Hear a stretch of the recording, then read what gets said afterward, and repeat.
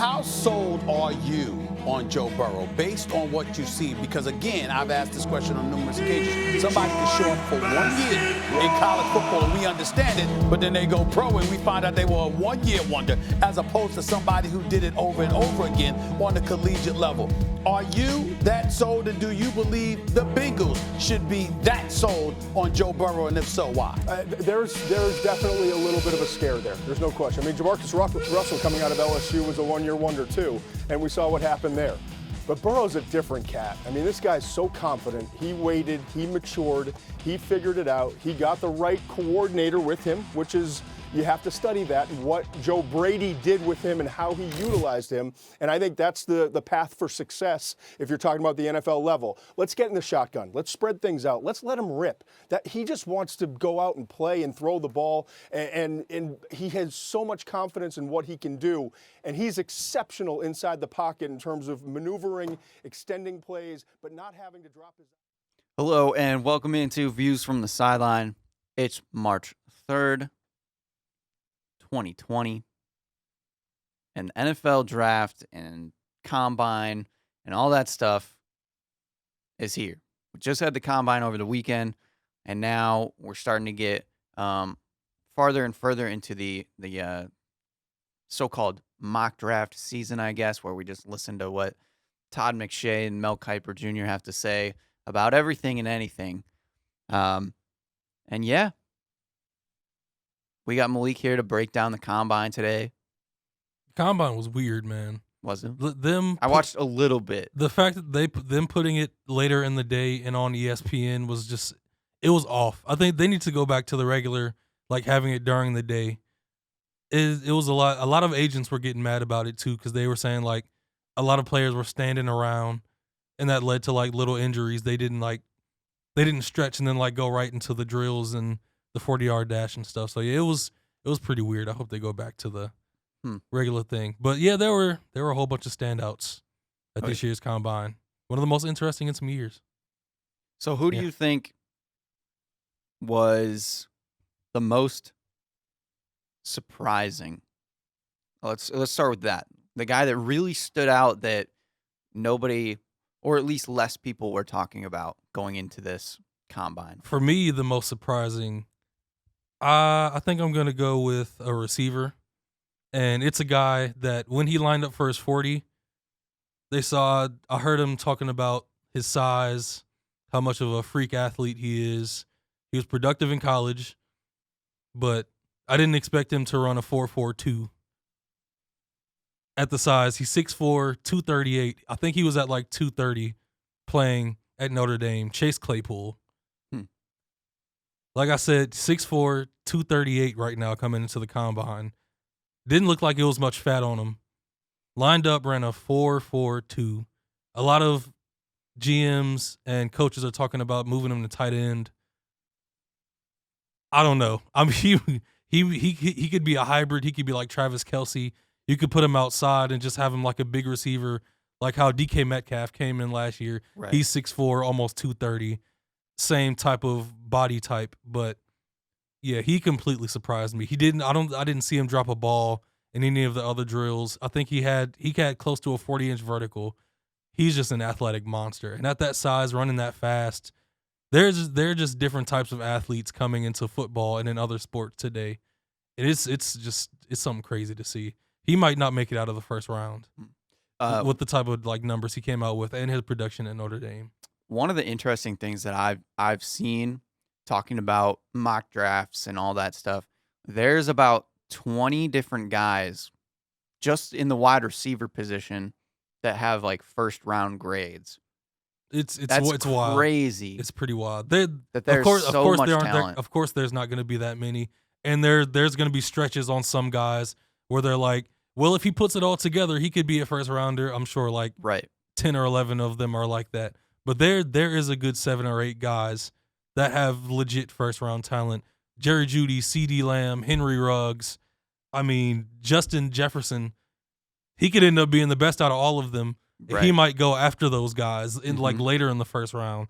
So yeah, it's probably the deepest group of receivers I've seen going into the draft in my life. I was gonna say it's ridiculous. If you need any bit of a receiver for your yeah, NFL you team, got all types. You got Jerry Jeudy. He is the technical route running guy. He can take the top off. I think he ran like a 4.47, 4.46. He can take the top off, but that's not his job. Like route running and catching the ball and just doing that over and over again, getting open consistently is what he should be able to do in the NFL. CeeDee Lamb, he might really end up being the best receiver in this draft because when he gets the ball, if he gets the ball and he goes past 20 yards, it's a touchdown. Like half the time, if he catches it deep, it's going for a touchdown. He takes screens to the house. He is just a playmaker when you get the ball in his hands. But he's not a guy like Deebo Samuel that you're gonna like run across the middle over and over again, hand it off to him sometimes. He's an outside guy that he can run route. He's a good route runner too. He's not as good as Jerry Jeudy, but he's a good route runner. He ran a 4.5, which it's good enough. I mean, yeah, he has the game speed. He's an absolute monster. And then Henry Ruggs is the biggest athletic marvel in this draft. 4.27 speed. Almost broke the 40-yard record. All you have to do is watch his high school dunking highlights when he played basketball, and that'll tell you right there. He didn't play football his sophomore year of high school. Played the last 2 years and became the top receiver in the country. I think I also heard he didn't run track until he was a senior and instantly ran like 10-2 in the 100. I don't doubt it. So, yeah, he's just an athletic monster. That's one of the guys where they're like, if he puts it all together, he could be amazing. Right. But he's the best in terms of like just pure athleticism, raw in terms talent. of he was productive at Alabama, but is not as productive as guys like Jerry Jeudy. A guy that I'm going to bring up just because he went to Michigan and because his measurables were insane. 45-inch vertical for Donovan Peoples-Jones. Yeah, he made himself look really good. 4.4 40-yard dash. Coming into Michigan, everybody this is one of the reasons why he was ranked as a top 3 receiver in the country because his measurables were out of this world. He almost had a 50-inch vertical like coming into Michigan at one of like the camps he had in high school. I'm pretty sure he clocked 4.3 back then too. He's put on a bunch of weight, so he still jumps out of the gym and is still fast, but he's not as fast and doesn't jump as high as he did back then. But yeah, in terms of measurables, it's all production from him. He fell off. He had a good, really good sometimes sophomore year, and then completely fell off his junior year and just had a so-so year. So I have no idea what's going to happen with him. But yeah, it's a ridiculously deep class in terms of receivers. Yeah, and the nice thing too is that, like we said, in the second round, there's potential to get guys that are close, at least, if not maybe even a first round type of talent. Even third round in this year's draft, you could find a guy that could end up being like the guy of your franchise. Yeah. If you pick the right guy, every year there's guys that end up in the perfect position. If an organization ends up with that, it's possible that could happen in the third round this year. Right. Several players that are at that type of level. Who do you think would be one of your most disappointing players from this combine that you saw? Most disappointing? Honestly, I didn't expect much from him, but I think I might go Jake Fromm because it was just so bad. That's the name that I've heard. Yeah, it was just so bad. And it's not like Tom Brady where it's like, yeah, his numbers are horrible, but his heart and his willingness to win is beyond anybody you'll ever see.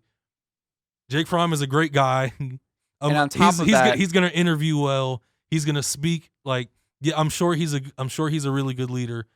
And yeah, but what were you about to say? I was gonna say the other concerns are coming from him not having a great final season either. Exactly. It's just not adding up well for his him. most impressive season was his first season as the starting quarterback. Yeah. When he led Georgia to a national championship. His production, even though the offense honestly wasn't tailored for him to look great, his numbers were still all right. Over 20 touchdowns, less than 10 picks both seasons, junior and senior. I mean, sophomore and junior. But yeah, he showed in the throwing drills, short to intermediate, he's pretty accurate. But when he has to push it downfield, it doesn't look good. It looks like he's putting everything into his arm to push it like over 40 yards. And it's like the ball wobbles. It's not as nearly accurate as it is when he's throwing like 10 to 15-yard passes. So, yeah, he doesn't come out looking really good in this one. Yeah, so it's one of those things that he's looking like he's trying too hard, which obviously sounds weird, but when you try too much, you can overdo things, and it's not just natural and smooth, and that's where problems occur. Yeah, and you can see it on film, too. This season, sophomore and junior season, when he pushes it downfield, there were times where he just missed every single game. He would miss 2 or 3 deep throws where it was right there, wide open touchdown, whether it's a post or a go route. He just misses deep throws because it's not like the short and intermediate where it's just, okay, I see it, throw it. It's like he thinks too much. He doesn't have the greatest arm, so he tries to put it exactly in one place, and it ends up completely missing. So, yeah he's a guy that's going to have to sit a few years if he wants to get a shot at the NFL. Yeah, and that's unfortunate because there's been a lot of other quarterbacks that have improved their draft stock and are rising up the board because there's a lot of teams up in that top 10 area that need a quarterback, want a quarterback. So that's where you've seen guys like Justin Herbert come back up. Jordan Love is all the way back up. Every guy with like real deal next level talent almost had a bump up in this combine. Even Jalen Hurts looked extremely impressive in this even one. Jalen Hurts. Because, his physical traits are out of this world. Yeah, which he's still going to be a late round pick. But I think he will be. I think he'll be like, I mean. I think he could go as high as second. As a quarterback. As high as second, I think. But for a quarterback, I'm saying that's still kind of like, if you're not in the first round as a quarterback, a lot of the times, like. I mean, like guys that get drafted in the third round, like after the second, those are the guys everybody expects to sit for at least a year or two before they even get a bit of a shot. Of course, you have the outliers like Russell Wilson, because people didn't give him enough of a shot and really look at what he did. Yeah, but it's usually like that. I still think Jalen Hurts will be like third round. That's just my gut feeling. I don't know, man. If he got out of the second, I would be surprised. But like going into before the combine, third, fourth round was most likely. Yeah. But I think people are really starting to understand he's not this gadget Taysom Hill guy. Yeah. His passer rating was like 190 the past few seasons. He went to a school where he could throw it a lot, put up ridiculous numbers, threw it accurately. And of course, it's a pass happy offense where the reads aren't that hard. Yeah. But he made all the reads he had to do, and he was accurate doing it. So he's proven that he's an NFL quarterback. It just comes down wherever he gets drafted. I hope he ends up in a good situation. Mm-hmm. In a situation like Lamar Jackson, where they invest in him and put things around him to get the best out of Jalen Hurts. Yeah. Okay, let's go by position, because I'm interested in the running backs, and I missed the running backs at the combine. This is kind of a mystery running back class, because there's not the one guy where it's like, oh yeah, he's the one. Okay. Who do you think was the most impressive running back at the combine? Honestly, if we're talking just from like, I'll go drill by drill. Like 40 in the 40-yard dash, Jonathan Taylor ended up being the most impressive guy, and it really shouldn't be a surprise because coming into Wisconsin, he was a track star, and everybody knew he was. Going into the season, he was kind of the guy to watch for. Exactly. Wisconsin has a top 5 O-line every year. You have open holes. Once Jonathan Taylor hits the hole, it's over. Yeah. It's that simple. The thing with him is, in the other drills, when it comes to like running routes out of the backfield, he's not the most elusive guy. When he has to like settle down to make a move or a cut for a route or running the ball, it's slower. He's not going to like fake out a whole bunch of people. But once he sees the hole and there's an open running lane, once he hits his top speed and you try to tackle him, it's going to be hard to tackle him because he's 6'1", 230, 235, built and strong, and has that like take the top off speed. I think overall the most impressive guy was DeAndre Swift because I think he's only 5'8", but he's 220, and he's the most elusive back in this draft. I mean, you just got to watch like highlights of him at Georgia. He would break ankles every single game, whether it was catching out of the backfield or running the ball. Like safety, linebacker, corner, if you came up to him and he just shimmied on you, it was over. Plus, he ran 4.4, so he was extremely impressive. I think Cam Akers might end up being the most surprising guy out of this draft because he just ended up in a terrible situation at Florida State. The guy before him, Dalvin Cook, he was the running back in the last great era of Florida State football.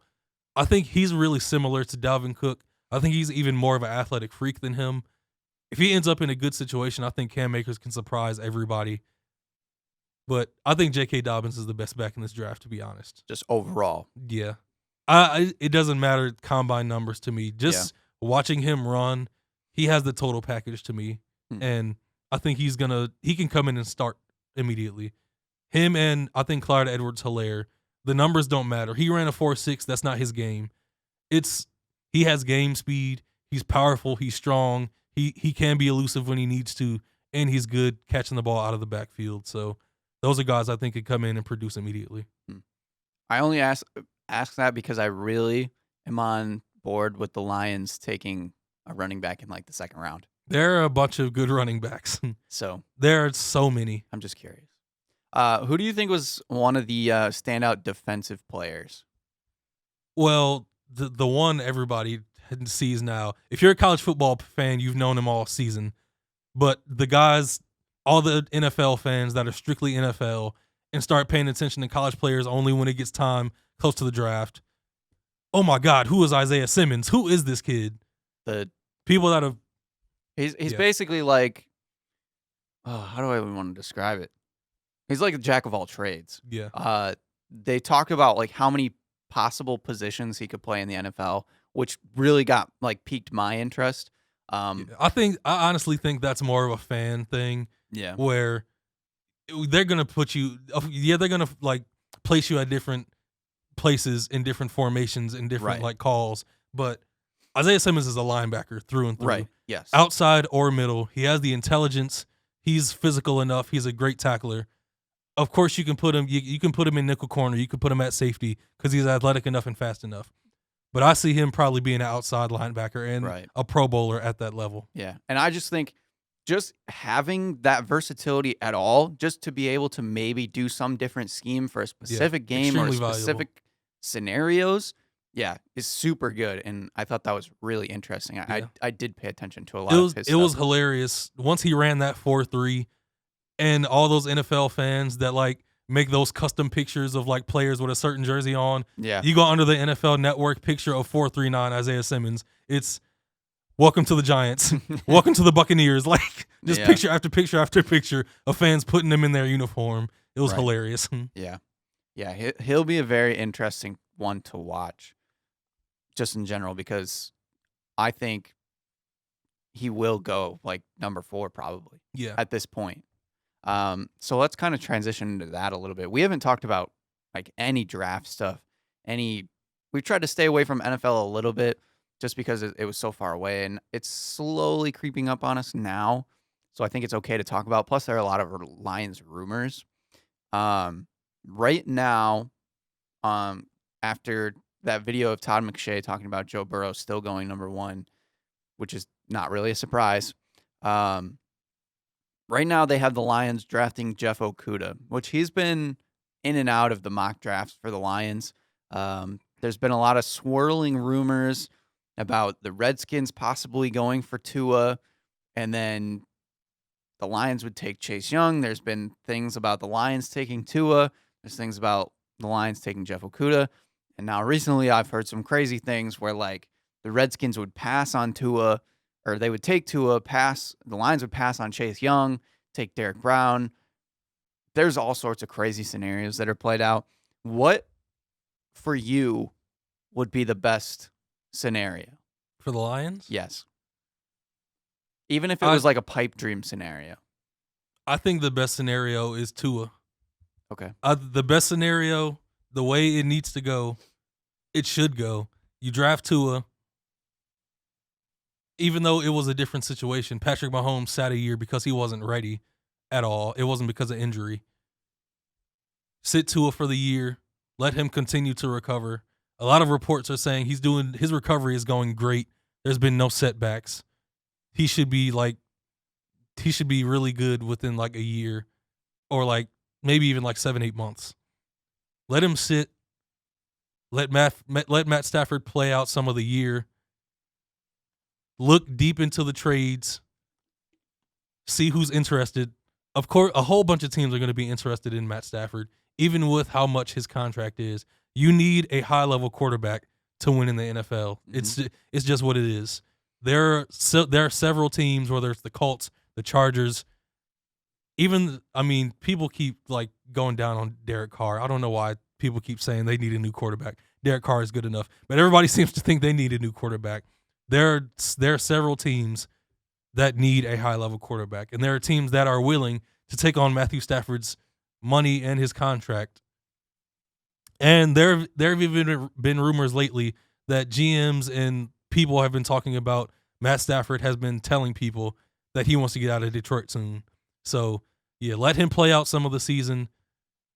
Trade him at some point. Let a backup play out the rest of the season. Take those L's. Bring in Tua the next season. Hopefully have a top 5 pick going into that season. And then you've got your quarterback. You've got another top 5 pick. And then you really start to get it going. Yeah. So I can agree with that, especially with, like you said, the Matthew Stafford rumors have started to get a little bit warmer, which is slightly concerning because it's hard to gauge of what to do. So if that were to happen, then yes, I'd be okay with taking the somewhat risk on Tua. But my full dream scenario is still Chase Young. I don't care.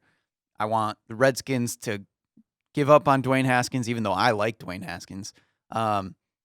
Take Tua, figure that whole deal up, and the Lions just take Chase Young. I just think he's the best athlete. I know for some reason the Lions don't like him because of his ego and this attitude, because they're trying to make this clean Patriots regime, and the Lions are a dumpster fire. So that's like part of the problem. But I just think Chase Young, one of the best raw talents in the draft, it should be a no-brainer to go for it. I would agree with you if it was a situation like the 49ers where it was like, we take Nick Bosa right now. We're probably going to make the playoffs. We take Nick Bosa. It can make us even better. And that's exactly what it did. The Lions aren't in any position to make any type of playoff run. They don't need to win a whole bunch of games right now. Yeah. I think taking Chase Young right now, he might want to leave Detroit in 3 or 4 years if we take him right now. Yeah. Because then where's your option of a quarterback? You know Matt Stafford needs to be gone very soon. But you take Chase Young, what? Do you just put hopes into taking Trevor Lawrence next year? Yes. That was what my next statement was going to be. Because they're the Lions, they're not going to tank properly. So that's not going to happen. They're not going to end up with the number 1 pick. So take the quarterback right now. Well, look at how this dream scenario works, because the luck doesn't work out for the Lions. You take Chase Young, you tank, which the Fords have said they want to contend. Can I stop you real quick, please? So they tank. You said dream scenario, and you put that together with Detroit Lions. You messed up from there. So then you've already completely messed up. Just hear me out. So then, because the Lions tanked, they didn't do what the Fords wanted. Patricia and Quinn are out, and Detroit can be saved. And they get Trevor Lawrence. They start over, and maybe there's a chance they can do something with that. It sounds like you're pulling. I am. You're pulling ideas from a hat. I'm a Lions fan. The other thing too, though, about Chase Young, in like all honesty, is that the Lions just lost Snacks Harrison. They're probably going to lose A'Shawn Robinson. They might lose. There's still a possibility they could lose Darius Slay. Yeah. There's a possibility they lose Matthew Stafford. If all of those things happen, I think I just want Chase Young. That gives me even more of a reason to say don't take Chase Young, because if you lose all that, you need a shot in the arm to this franchise. Maybe you need hope. You need real excitement. And Tua Tagovailoa is what brings that. Chase Young, yay, we got a great pass rusher. That doesn't put points on the board. Yeah. That doesn't change the entire defense. Right. You need a stamp to put on this franchise. Yeah. You need something to make the change. Tua and his attitude and his what he brings to football is what Detroit needs. Yeah. I think that's what they need. And mine mostly swings on what the Matthew Stafford stuff turns out to be. If it's all smoke or if it was put out by somebody else or where it's necessarily coming from, then that would change my vote. And I think I would rather have Tua at that point. But I feel like at number 3, they should go Tua or Chase Young, whichever one is available. Because all season long, they've talked about 3 guys. You got to get one of these 3 guys. Joe Burrow, Chase Young, Tua. If the Lions don't come out with one of those 3 guys, I'll be very upset. Watch the Lions take Jordan Love. Stop it. Stop it. I think it is a real possibility that once again they outsmart themselves and they think we've got something that nobody else has. Yeah. And they take Jordan Love and try to build him up to be incredible. Well, that's the thing. He fits more of what the quarterbacks are becoming today. Yeah. And that's the thing that I've seen a lot with the Derek Brown rumor. And that I heard on 97.1 The Ticket. They were talking about that. And because losing A'Shaun Robinson, Snacks Harrison, Derek Brown, Quinn and Patricia thinking that they're somehow smarter than everybody else, even though they've proved time and time again that they're Derek not. Brown is going to be a top 7 pick, so right. It's nothing crazy. But to put him at 3 ahead of like a Tua or something, or even I've heard the rumors that they would take him over Chase Young. That just seems a little bit crazy to me. I don't know. That's just me. But I mean, him and Chase Young were both dominant in college, so I don't think there's this huge gap between. Everybody thinks he's a generational talent, Chase Young. I'm sure he's going to be really good, but I don't see him coming in and breaking all types of NFL records. And I mean, he could be like J.J. Watt type of impact. I don't really see it. It's possible, but I don't think Derek Brown is far off from the impact. Yeah, Chase Young could make. That's all I'm trying to say. Yeah. What would your thoughts be if they took Jeff Okudah, which is what most of the mock drafts have been recently? I mean, because I want them to take Tua so much, I would be disappointed. But the fact that they literally need help at every position except like wide receiver, they need help everywhere. Mm-hmm. So whether they take Jeff Okudah, Chase Young, Brown, they need help. So it would help whoever they took in that top 5. But I think if you take a defensive player, especially if you take Jeff Okudah, that's not changing anything. Yeah, it's not changing a single thing. Yeah. Then you just have a good corner on a terrible team. Mm-hmm. That's all it is. Yeah. There's too many gaps to fill at this point. Yeah. Which is why I think that some of their later rounds are going to be important, similar to how they were last year. Extremely important. They have to do the best scouting they've ever done. Yeah. And there are players. There are tons of players in the first 4, maybe 5 rounds that could come in and contribute for you and be surprises from the start. Yeah. Or be guys that come that sit for a year and end up starters in the second year. There's talent all over the place. Yeah. And here's another scenario that I'll throw out too, is that with my dream of them taking Chase Young, I said it earlier that I would want them in the second round to then take a running back, because I still think as good as Kerryon Johnson has done, like as far as like Lions running backs go, he's done pretty good.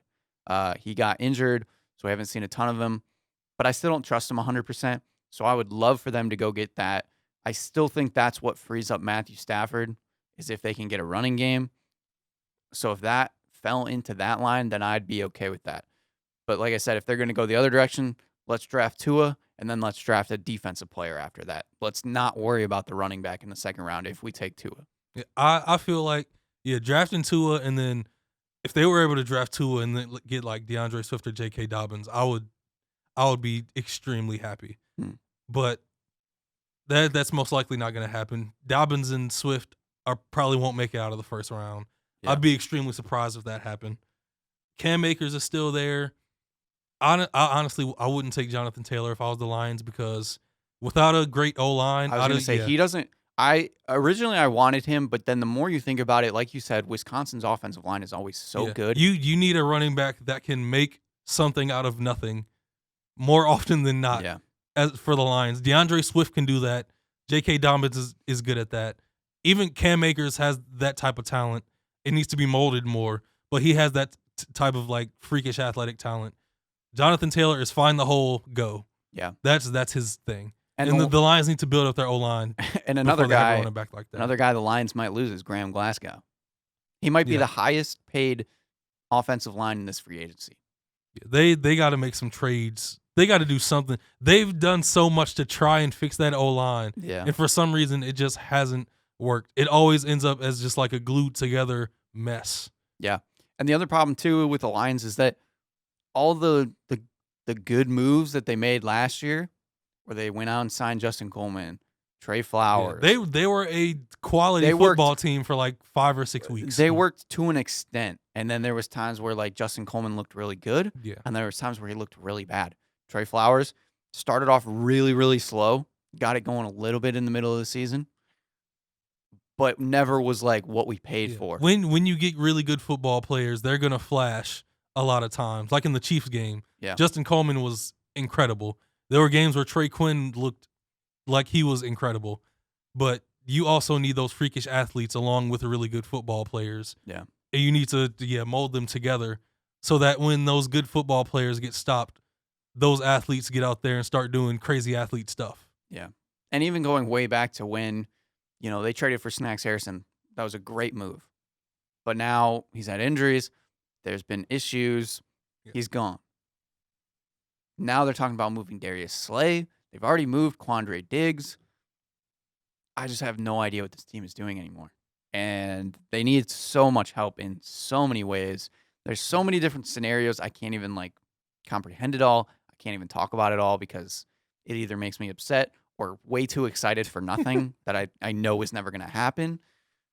I think Tua is the one thing that can set this franchise in a real positive direction. I really wouldn't be surprised if Patricia went for Herbert or Jordan Love too, because you never know with Matt Patricia or the Lions organization.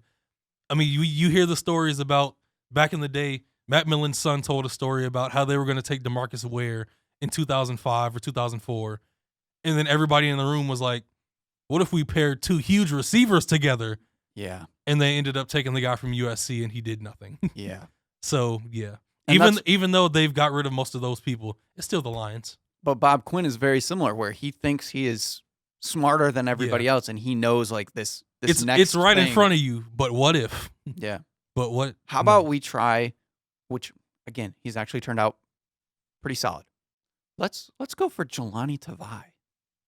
How does that sound? Lions fans are like, who's Jelani Tavai? Every 4 or 5 years, you get a guy where it's like, oh, he actually worked out, and then you have busts that end up going somewhere else and being productive somewhere else. Yeah, it's how it goes. But it just makes it so much scarier when you're number 3 overall and you have a guy like Bob Quinn at the helm thinking he knows something that nobody else does. Yeah. All right, let's get off the draft. We talked about draft and stuff too much. But that'll be super exciting when it does happen to see how everything falls, because in this draft it's going to be a domino effect. Once people start moving, it's going to be crazy. Yeah. And I think there's still a chance that a lot of people are going to try to jump ahead and get Tua or something like that. So that'll be interesting. Also going into crazy, college basketball is still crazy. I feel like I'm a broken record at this point, and it's been nothing but crazy all season. But when I looked at the top 25 scoreboard on, I can't remember if it was Friday or Saturday. I would assume it was Saturday. Basically, every top 25 team had lost, and it was crazy. Baylor lost again. Gonzaga lost. Our team that we talked about last week, Florida State and Creighton, they both lost. Maryland lost. Michigan lost. MSU won. I don't know anymore. I feel like I watch enough basketball. I understand a lot of basketball, but I never know. Like, this tournament's going to be insane. I don't know who's going to be good, who's not. Duke, again, I thought was going to lose to NC State again, because at halftime it was about tied, and then they blew them out in the second half. I just don't. Yeah, I don't get it. It's March. We're in March now. Once you get into the last week and a half of the season, the really good teams start getting tired. The lower teams are fighting and scrapping to get into any tournament they can, especially the teams that have a chance of getting into the NCAA tournament. They're going to give you everything they have. So you see the good teams dropping maybe 2 or 3 games in the last 2 weeks of the season. Yeah, things get weird. The only established, like, consistent right now in college basketball over the past 2 weeks has been Kansas. They've been dominating. And they're 26-3. Yeah. Really good. So, like, they're not,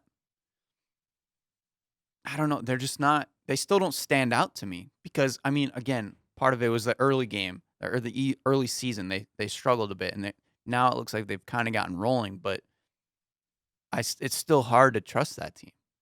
I know you don't want to talk about it, but we got to talk about Michigan. I guess we can, Joey. I guess we can. They dropped their 2 games. Man, Malik had said that last week he figured they'd probably go 2-2 in their final 4 games. Did you think they're going to lose the first 2? I did not. Joe, I did not think they would lose the first 2. I really thought they would win that Wisconsin game.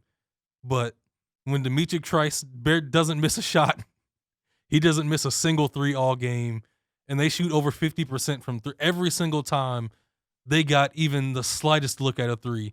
They hit it and it went in. It was ridiculous. Even every time Michigan got close, Xavier Simpson had a career night. He had 32, 6, and 6, I believe. He was out of his mind. It didn't matter. I mean, Eli Brooks was out, so that kind of hurt the like natural thing they had going with that starting 5. Yeah, Wisconsin was just on. It was just their night, and they got a huge win at Michigan. And then the Ohio State game just breaks my heart. I'm just going to be honest. I mean, they haven't won at Ohio State since 2014. And when they lost that game, it just reminded me of the football team. I was just sad all Sunday, man. It wasn't good. It just wasn't good. But they got Nebraska coming up at home.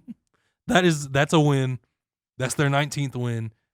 And For sure, that's a win. Yes, Okay. for sure. All right, I just needed to see some. They confidence. beat Nebraska at Nebraska without Xavier Simpson and handled them. That's a win. Hopefully that gets their confidence up going into Maryland. They honestly haven't had a lot of trouble either winning or playing close at Maryland over the past like 5-6 years. I'm pretty sure the past few times they've gone to Maryland, they won. I remember 2 years ago, they went into Maryland and just completely destroyed them, beat them by 20-plus points. Maryland was booing their team at the end of the game. They just shot them out the gym. Michigan State went in there and showed Maryland is extremely flawed. There are times when their playmakers don't show up. Jalen Smith, he shows up. He's a stud. Mm-hmm. But Anthony Cowan, his size messes him up at times. If his jump shot isn't falling, he has a hard time getting to the rim consistently and converting. Eric Ayala has been extremely consistent all season. Wigginton, Marcel, they've also been on and off. Some games they're looking like top like Big Ten, all Big Ten players. Some games they disappear. So if they pull that game out, that would be really nice if they pull that one out. And they can, because like I said, Michigan State went in there. They controlled Maryland that entire game. Mm-hmm. Maryland made a few runs at times where it looked like they could come back. Michigan State just shut them out. Made a few shots. Maryland lost their confidence again. And once you get up on Maryland, that home crowd, they're pretty pessimistic up there. Once you get a good lead on them, their crowd is like, oh, well, there it is. Yeah. And they don't get hype again until Maryland gets like within 3 points. And then when you extend the lead again, it goes quiet again. And then Maryland, they go searching for answers. So I'm going to try and be extremely optimistic going into that one because I've seen Michigan do it before, going to Maryland and get wins. Yeah. One of the biggest problems that we've kind of talked about too is that in these games, it just seemed like Isaiah Livers wasn't playing that well, which all season we've been talking about. And honestly, like it seemed guy. like he's been picking up steam since the injury. And the Wisconsin game and the Ohio State games, it just seems like he played okay in the Wisconsin game, but he just completely just disappeared at Ohio State. It was weird. Yeah. And we know that like the Michigan team needs him to be able to do well. And it was great to see Franz Wagner step up and almost like claw them to a win in that second half, because his game is nowhere close to complete, and he's just a fighter. He's constantly aggressive, and he has something in him that I really like. I can't wait to see him come back next year with all those talented freshmen. For me, one of the interesting things, and I'm kind of a sucker for it, and I don't know why, but I really liked when they played Teskey and Castleton together. How did you feel about it? I know it didn't work all that well. I just like the look of it. I don't know why. Well, let me tell you something. Maybe it's because it's that Twin Towers thing. Listen, man. But John Teskey got his talent stolen by the Monstars about a month ago, and now he can barely hit a hook shot. Have you watched Michigan? How many times have you watched them in the past month? Almost. I've tried to watch almost every game, or at least catch part of it. They start every single game giving it to John Teskey on the first possession. It never fails. He wins the tip. Everybody gets to their spot on the court. It's usually 4 out, 1 in. It either goes to Isaiah Livers or Xavier Simpson comes around. They give it to John Teskey. He dribbles once. He gets no momentum. He doesn't push the other center back. No matter what center it is, he doesn't push them back at all. He just moves over to the side a little bit and then just throws it at the rim and misses. That's how he starts every single game. And it's downhill from there. I don't understand what happened to him. The player he was at the start of the season just isn't there anymore. It seems like his confidence has completely left. It's like once the ball tips and he has the ball in his hands, he just forgets about everything he did in practice or in pregame or anything. Austin Davis is better than him. And they're not going to make a run in the tournament because of that. John Teskey has to be what he was early in the season and last year for them to win. And he just isn't there. You don't see it. And Colin Castleton basically plays like spot minutes when people get in foul trouble. Yeah. So you can't rely on him fully. I just kind of like his game. I don't know why. Are you sure about that? No. Exactly. But exactly. And it also didn't help that Eli Brooks was coming off of a nose injury. He had to wear the mask. So he was kind of effective. He hit threes in big spots, but yeah, besides that, he's just a shooter. So yeah, it's time to look towards next year if you're a Michigan basketball fan, because there are a few prospects still left on the board. The class is already fantastic. But there are still some guys that if they end up coming, oh boy, it's gonna get real very fast for the Big Ten next year. Yeah. If this class comes together like Juwan Howard wants it to. Just think if he could here's a big one. What if Michigan was able to secure, again, a couple years away. What if they were able to secure Amani Bates? That would be incredible. That would be incredible. But right now he's slightly Michigan State favored. Yeah. When I went to see the Duke game earlier this year, he was at that game. I've seen pictures of him taking visits at other Michigan State games because he's from Ypsilanti. He lives right there. So he can go there whenever he wants. So, yeah, I wouldn't be surprised if he's a lean to Michigan State. But caution, Izzo doesn't know how to coach superstars. They do say Michigan State or Michigan are like his top priorities right now. Yeah, it's not surprising. So, just some food for thought. Let's talk about the better team right now. Yeah. So, Michigan State had a really good weekend. They were able to beat Iowa and then beat Maryland. 2 top 25 teams. We talked about how tricky their last 4 games of the season were going to be. And so far, they've looked really good. Now, their other test is going to be tonight where they play Penn State. And that is at Penn State. They just went into Maryland to beat Maryland. Now they're going to go to Penn State to beat Penn State. I think they have a really good chance. I think like they're on a roll and they've figured something out. They're confident. I don't know what it is, but I know what it is. If they rattle off these last 4 games and go 4-0, they're going to shoot up in that bracket. And I'm excited for that because then a lot of people are going to pick them. They're going to lose again. And then I'm going to get moved up in my bracket. I still don't trust them, even if they go 4-0 here. Listen, man.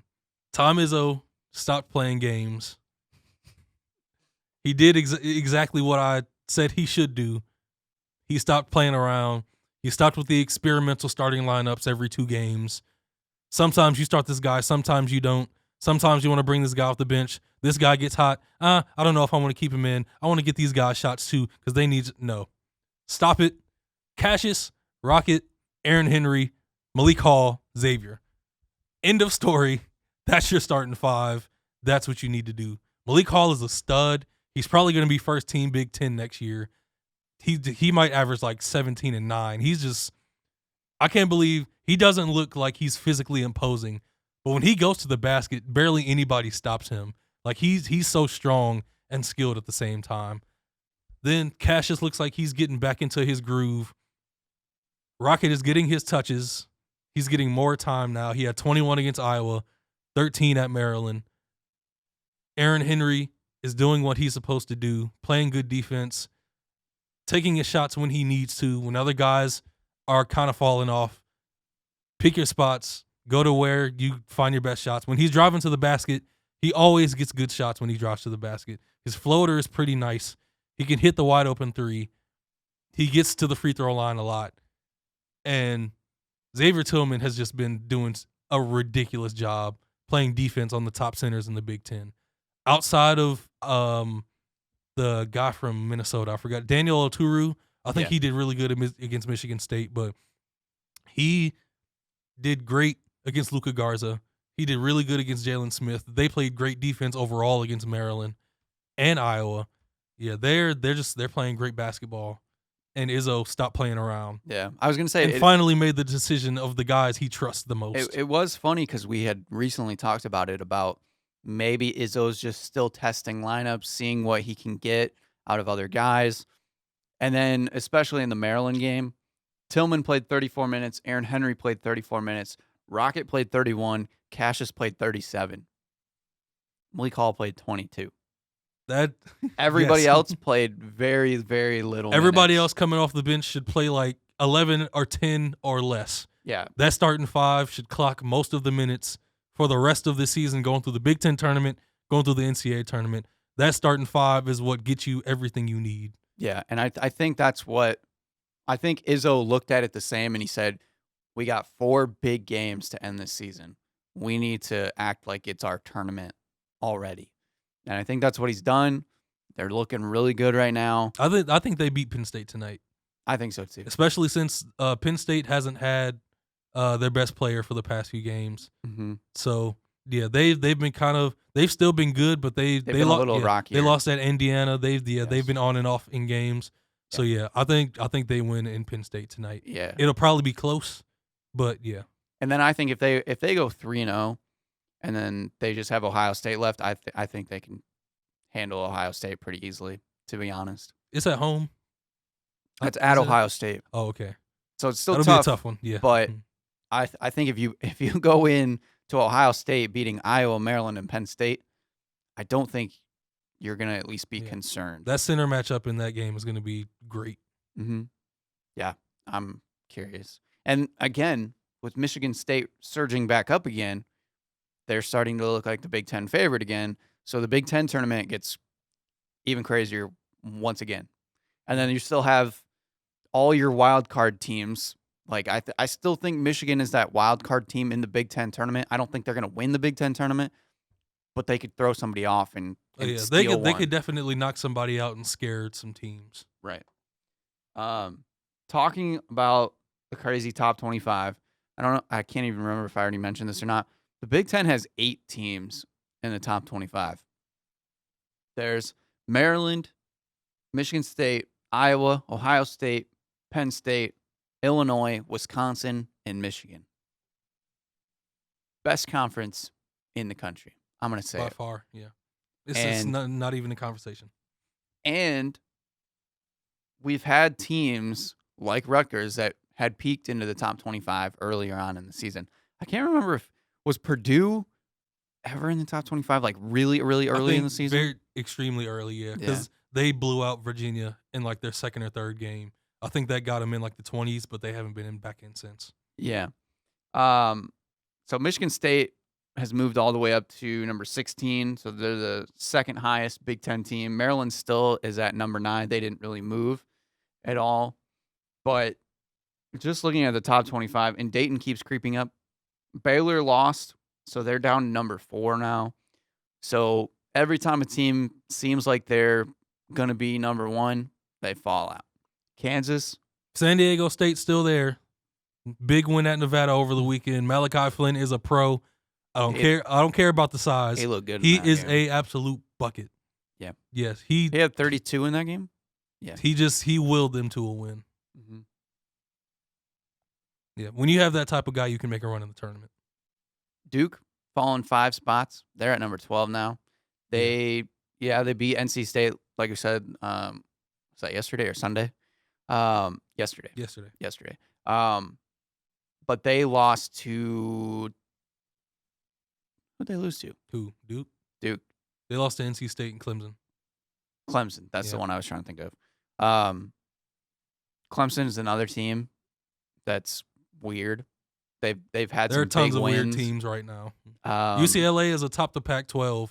Oregon is ranked 13. Yeah, and they're not atop the Pac-12. Crazy season. All over the place. BYU's had some big wins. I don't know. I can't even make Virginia. Their big win that was over Duke. Yeah. That was a weird game because it was 52-50. Virginia is they are defense. Did you see their center in that game? I hadn't seen him. Jay Huff? Yeah, I hadn't seen him all season. He had 10 blocks. He's good. And he looked pretty decent. I mean, he's not like a crazy flashy guy, but he scored on a lot of oops, and just having 10 blocks is always impressive. But yeah, I think this tournament, I'm so excited for it. I'm excited for the conference tournaments. Yeah, all of it. I keep saying, I feel like I keep saying it every week, but just this college basketball season has been so exciting, I think, as a fan, that it's just cool to watch because you don't know who's going to win, and it feels like every night somebody could get knocked out. Yeah. And I'm hoping that's what the tournament ends up being. I would love to see like a Final Four with like Dayton and San Diego State. Please. Something like that. Give me that Final Four. Dayton, San Diego State, please. I need it in my life. Yeah, we'll have to see once they start playing tournament teams. Yeah. We'll really get a good idea of what they're like. But yeah, I'd be interested. Do we have a bunch of time left for NBA talk? No, we have a little bit. Yeah, I was about to say we did a lot of combine talk, which is fine, which is great. Yeah, we just have a little bit of time. Okay, we'll quickly go over some quick NBA news. Well, the biggest headline: Zion versus LeBron, part 1 and 2. Yeah, it went down. LeBron is taking over. Of course, the Lakers were going to win those games, but come on, man. Zion 28 the first one, 35 the second one. Yeah, Zion is a real deal. He's the only teenager to average 24 a game in NBA history. I think the more impressive thing, and I'm not a LeBron fan, but for LeBron to actually like step up in those games and take those games seriously was pretty impressive to me. LeBron? Yeah. I thought he's the best player in the world. Yeah, but there's a lot of times where LeBron just acts like he doesn't care and he doesn't play defense. It doesn't impress me because I've seen him do it before, and when he doesn't do it, you're just supposed to get on him. It's supposed to be expected. I don't know. LeBron is supposed to win games and take over games. I just didn't expect it. But I guess the Zion headlines were real enough for him that he knew he wanted to take this game seriously. So it's just interesting. Yeah. That's why I want them to get the 8th seed. I kind of want the Pelicans. The Lakers versus the Pelicans would be a good matchup. No, it wouldn't. It'd be a sweep. I know, but there's a lot of headlines. It'd be entertaining a little bit. Saying. Yeah, it'd be a little entertaining. You got the former Laker players playing against the Lakers now, and Zion versus LeBron. Yeah. Like it'd be cool. A sweep. Yeah. For the Pistons, Derrick Rose is now out for 2 weeks. We're not talking about Brandon Knight. Our good friend Christos Pappas has told me that they are going to sign Jordan McRae, who was just waived. Who cares? So he'll be filling the point guard roles. Who cares? Along with Brandon Knight. Who cares? And I can't believe that I'm saying this. Let's talk about playoff teams. Brandon Knight has been like the 3rd best player. So, ladies and gentlemen, the Milwaukee Bucks are 52-9 right now. They're the first team to clinch a playoff spot. They just lost. But they're still dominating. Toronto is 42-18 right now. Nick Nurse is coach of the year, man. It is ridiculous how much he's getting out of this team and how much everybody's improved. I'm so happy I got you off of Brandon Knight talk. The Brooklyn Nets, I don't think they're going to fall out of the playoffs because the East is just that bad. I would hope they do. I hope they do. Listen, man. Actually, no, I don't, because Kyrie's out for the season Spencer now. Dinwiddie is balling. I'd be okay with them. Spencer Dinwiddie is balling. Joe Harris is still good. That team, without Kyrie, that team is still fine. Yeah. They're only going to win like 34 games, but they're probably still going to get the 8th seed. Washington, Bradley Beal had back-to-back 53 and 55-point games, and they still lost those. The Washington just isn't good. I would love for Bradley Beal to like will the Wizards to the 8th seed or something. I think it'd just be kind of cool. It would, but it's not going to happen. On the West, the Jazz are slipping. We got to talk about. I'm not happy about it because I'm not a Russell Westbrook fan. It's not, I don't wish bad play on him, but I'm not a fan of his. But they're playing pretty good. He's such a first ballot Hall of Famer. My God. Russell Westbrook, man. I hate admitting how great he is. He is willing this team to win. James Harden has been really good in some games, but Russell Westbrook has been out of this world this past month. I mean, he's driving to the back. He's only taking like 3 or 4 threes a game. He's just driving to the basket, and he's just enforcing his will on people. Mm-hmm. It's crazy. Talking about switching over to point guards. If we're going by Rookie of the Year race, and we had to go by who beat the Lakers, Ja Morant is Rookie of the Year. He took on LeBron, and he beat them pretty good. These are the greatest rookies of all time. I'm going to say that right now. What? Ja Morant. LeBron James and like Carmelo were in the same draft, right? Carmelo. Dwayne Wade. These are the greatest rookies of all Chris time. Bosh.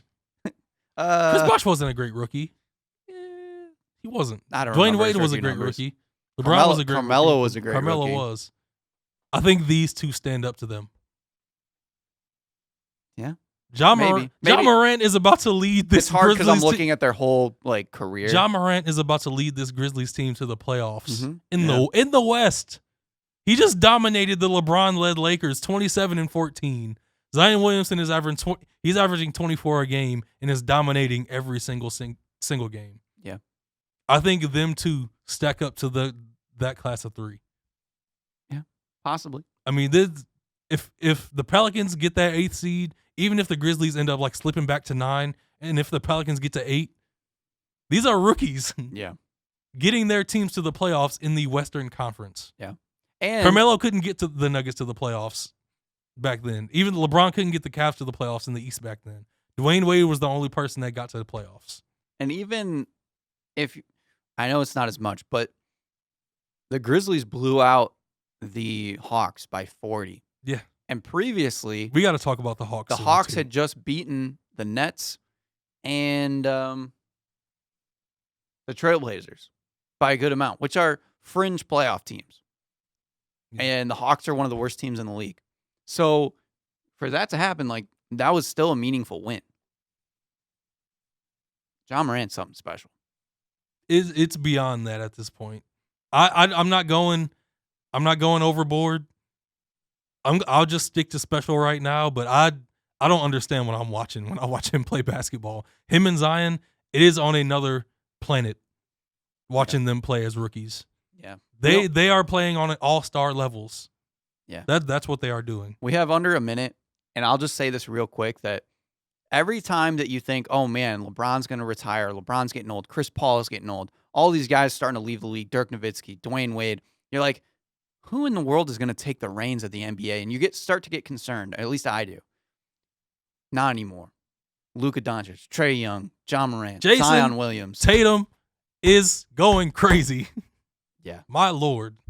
The young guys in the NBA are going to be just these fine. Players between 18 and 22, man. Shai Gilgeous-Alexander. Come on now. Is Devin Booker even 22 yet? I don't think so. He's maybe 22. Yeah, he might be 22. All right. Maybe we'll talk a little bit more NBA next week. We'll see. It depends. Yeah. The college basketball season is wrapping up, so we'll have to talk about that first. This has been Views from the Sideline. I'm Joey Tyson, my partner Malik Hill. We'll see you guys next week. Listen, everybody going crazy over the Clippers, getting down on them. They weren't fully healthy. They didn't have their guys. Their guys are back now. They just blew out the Sixers.